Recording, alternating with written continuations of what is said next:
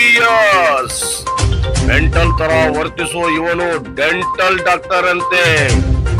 ಗುರಪ್ಪ ರಾಯಪ್ಪ ಹೆಗಡೆ ಎನ್ನುವ ಕುಂಬಾರ ಹಳ್ಳದ ಆಸಾಮಿ ಪಂಚರ್ ತೆಗೆಯೋ ಅಂಗಡಿ ತರ ಇಟ್ಕೊಂಡಿದ್ದಾನೆ. ಹಲ್ಲು ಕೀಳುವ ಗ್ಯಾರೇಜ್. ಸ್ಟೆಪ್ನಿ ರಿಪೇರಿ ಯಾವ ರೀತಿ ಮಾಡ್ತಾರೋ ಅದೇ ತರ ರಿಪೇರಿ ಮಾಡ್ತಾನಂತೆ ನಿಮ್ಮ ಹಲ್ಲುಗಳನ್ನ. ಜಮಖಂಡಿ, ಸಾವಳಗಿ, ತೊದಲಬಾಗಿ ಹಾಗೂ ಬೆಳಗಾವಿ ಜಿಲ್ಲೆಯ ಮೂಡಲಗಿಯಲ್ಲಿದ್ದಾವೆ ಇವನ ಗ್ಯಾರೇಜ್ ಅಥವಾ ಅಂಗಡಿಗಳು. ಆಪರೇಷನ್ ಥಿಯೇಟರ್ ನಲ್ಲಿ ಬಳಸುವ ಸಾಮಾನು ಸರಂಜಾಮುಗಳನ್ನ ಬೀದಿಗಳಲ್ಲಿ ಇಟ್ಟು ಹಲ್ಲು ಕೀಳುವ ಕಿರಾತಕ ಈತ. ಯಾವುದೋ ಆಯುರ್ವೇದಿಕ್ ಔಷಧ ಅಂತೆ, ಅದಕ್ಕೆ 500 ರೂಪಾಯಿಂದ 1000 ರೂಪಾಯಿ ಅಂತೆ.